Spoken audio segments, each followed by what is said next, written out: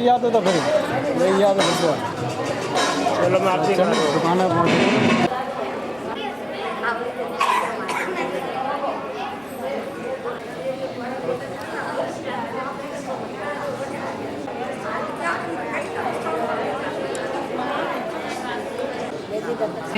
यत्र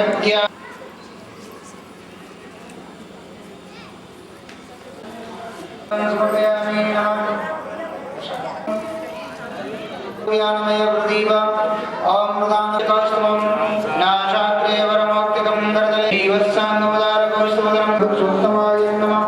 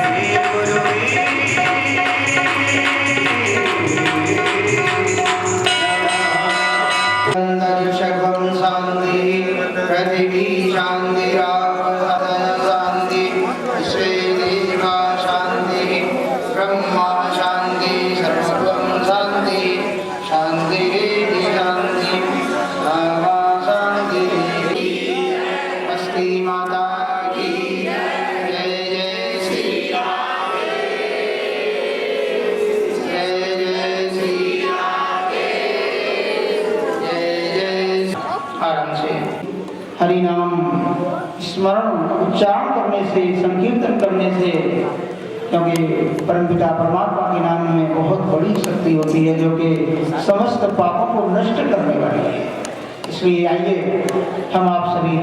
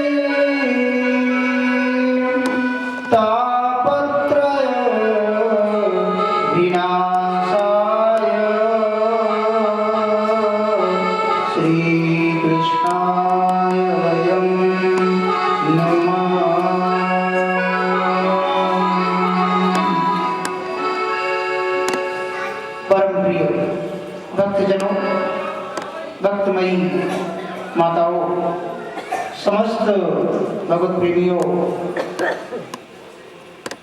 आज परमपिता परमात्मा श्री अखंड सत्य प्रथम वंदना की मंगलमय आनंदमय नाम है सत। सत का मतलब कब कब? तीनों कालों में, भूतकाल में, वर्तमान में और भविष्य में, तीनों कालों में। इसलिए सतनाम कहा गया। तो उनका नाम ये कभी नष्ट नहीं होता है, ये नाम हमेशा अमर है। और जिसने इस नाम को लिया है, जिस भक्त ने इस नाम को श्रवण किया है, समझ लो उसका जीवन धन्य हो जाता है। ये नाम उस त्रिलोकीनाथ की असीम अनुकंपा होती है, महाकृपा होती है, तब प्राप्त होता है। जिसके सबसे पहले कहा सतनाम, जो तीनों कालों में सत्य है। और दूसरा नाम बताया चित्त, और तीसरा कहा आनंद।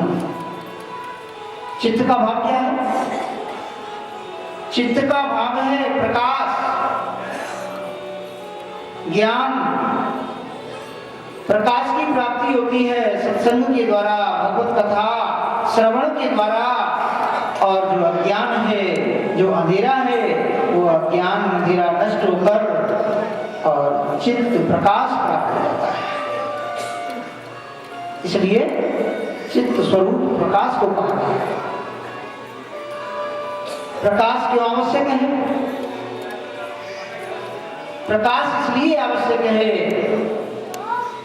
अंधेरे में यदि आप बैठे रहोगे तो आपको कुछ भी दिखाई नहीं देगा। अज्ञान रूपी अंधकार होगा तो दिखाई नहीं दे सकता है। कैसे? उदाहरण बताया, एक व्यक्ति ने अपनी कक्ष को खोला, खोलने के बाद में देखा तो उसमें एक रस्सी पड़ी हुई थी। रस्सी की भ्रांति सर्प से हुई।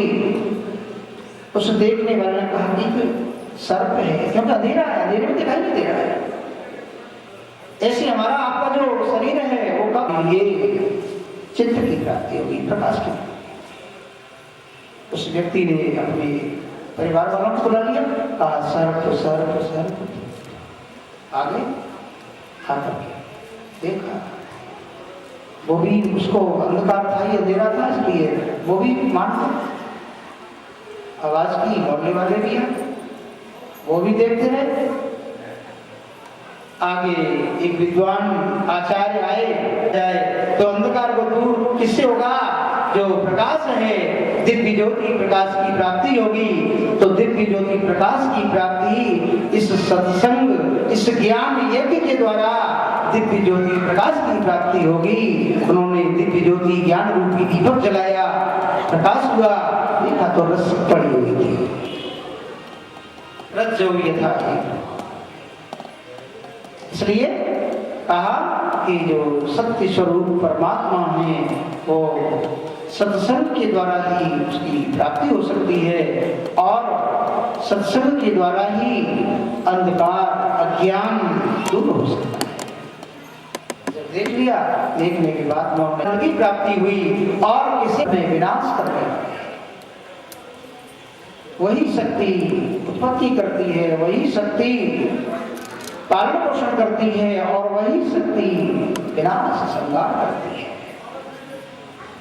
तापत्रय विनाशाय, प्रभु का नाम स्मरण करने से तीनों ताप जो दैहिक, दैविक और भौतिक ताप हैं, वो तीनों ताप स्मरण करने से, नाम लेने से नष्ट हो जाते हैं। तापत्रय श्री कृष्णचंद्र भगवान के लिए आइए, कितनी अपार है। और क्या होता है? एक अक्षर की सुनीति द्वेष को मिटाओ। एक अक्षर भी सुन लिया समझ लो द्वेष आदि चला गया। दो की सुनीति द्वेष भाव मिट जात है। जो राग द्वेष ईर्ष्या कपट आदि चल रहा है वो सब नष्ट हो जाता है जिसने भागवत जी का श्रवण कर लिया। और क्या है? श्री कृष्ण की कृपा सप्ताह श्रवण मिल जाए। वाको निवास खास ताई मिल जाते। अगर श्री बांके बिहारी ठाकुर जी की कृपा से श्रीमद् भागवत सप्ताह ज्ञान यज्ञ श्रवण करने के लिए 7 दिन तक मिल जाए तो मैं निश्चित कहता हूं कि उसकी सभी संकट दूर हो जाएंगे और उसको भगवान की जो है भक्ति प्राप्त हो जाएगी। श्री कृष्ण की कृपा से सप्ताह श्रवण मिल जाए। वाको निवास खास ताई मिल जाते। साक्षात भगवान के धाम की प्राप्ति हो जाती है यदि आपने ये कार्यक्रम नियमित क्या है? नियमित यह है कि मंगलाचरण होता है। मंगलाचरण प्रारंभ में जैसे हमने अभी किया, मंगलाचरण के प्रारंभ से ही आपने आकर के मंगलाचरण में के कार्य में समय लगा। कल सही 12 बजे से कथा प्रारंभ होगी। यदि आप मंगलाचरण में आ गए, भगवान की आरती में आ गए तो समझ लो आपका मंगल ही मंगल होगा। मैं ये निश्चित कहता हूं कि आपके अमंगल दूर हो जाएंगे, ये निश्चित है। इसलिए नित्य प्रति अपना समय ये ध्यान रखना कि हमें सही 12 बजे आना है। ये नहीं कि फलाना काम लग रहा है, नल आ गए होंगे, देर हो रही है। नल तो आते रहेंगे जिंदगी भर और ये तो सुविधाएं चलती रहेंगी। मैं ये कहता हूँ कि इसलिए ये कृपा, इसलिए जो है कहते हैं कि मंगलाचरण तो प्रारंभ से लेकर के और लक्ष्मी स्वरूपा तिलक स्वरूप है। इसलिए इस पुराण का नाम जो है ये श्रीमद, श्री से सुशोभित इसका नाम जो है भागवत महापुराण रखा गया, जो कि परम पवित्र मंगलमय मार्ग पर ये भागवत महाजीवन धन्य हो जाएगा। और ये पंचम वेद है जो कि आपके लिए प्रकाश देने वाला है, परम पवित्र मंगल में मार्ग बताने वाला है, समझी संकटों को दूर करने वाला है। कहते हैं नई में से सूत मासीन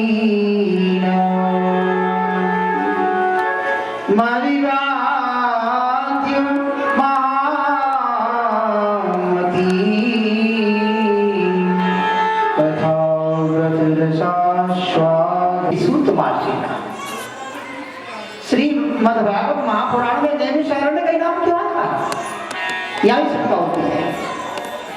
भाई प्रयागराज जो तीर्थों के राजा हैं उन्होंने निवेदन किया कि ब्रह्मा जी आप हमें ये बताएं कि तपस्या करने के लिए तपस्थली, तो मैंने विचार नहीं कर पाया। कहा कि कल है इस प्रकार कला विकला तो ये निमिष अभी समय होता है। एक निमिष में पहुंचने के कारण और नैमिष धन अरण्य, इसलिए नैमिषारण्य नाम पड़ा। जंगल में वो मनोमय चक्र पहुंच गए और वहां जाकर के उन्होंने स्थान बताया कि हे ऋषियों आप यहाँ तपस्या करें,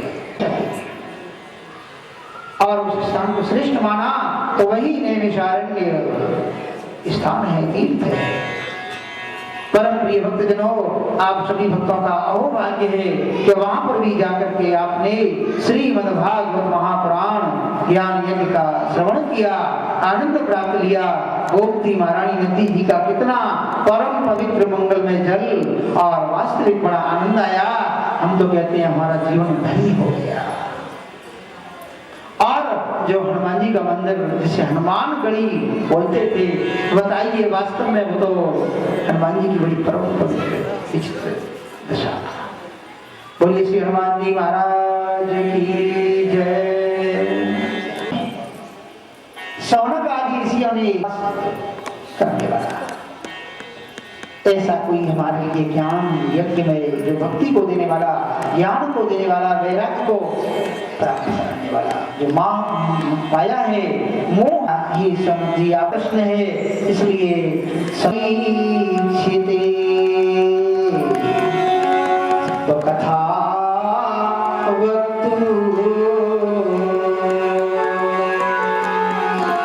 सहाया संस्थिते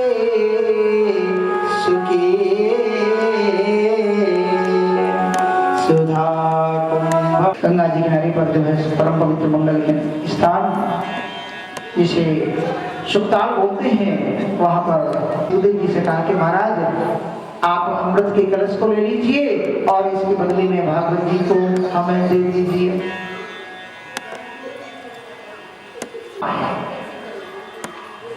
अमृत का कोई महत्व नहीं है, कांच में जो अंतर होता है, शीशे के अंदर, वो ही भागवत जी में और अमृत के कलश में अंतर। भागवत जी मणि के समान है और अमृत है वो शीशा कांच के समान है। इसलिए सुखदेव जी ने मना कर दिया, श्रीमद् भागवती वार्ता सुराणाम अपि दुर्लभा, सुराणाम अपि दुर्लभा देता हूं। और जो कि महिमा अधिक है, तो ऐसा करो भाई करके पल्ली में जो है अमृत के कलश को रख दियो। अमृत ऋषियों ने भी आश्चर्य किया, ये कितनी अपार महिमा कि जो कि अमृत का कलश। अब तो ऋषियों ने कहा, देवताओं ने कहा, किसी ने हाथों को बांध रखा है, ऐसे बैठे हुए हैं, इसलिए हाथों को बोल रहे हैं। काम, क्रोध, लोभ, मोह जो है वो अंदर ही रह जाएंगे, इसलिए इनको बाहर निकालो। बाहर निकालोगे आराम से बैठ करके प्रेम पूर्वक जो है हाथों को खोल करके, क्योंकि प्रभु की सानिध्य में आकर के जो भगवान की भक्ति में आनंद आता है वो कुछ तेरा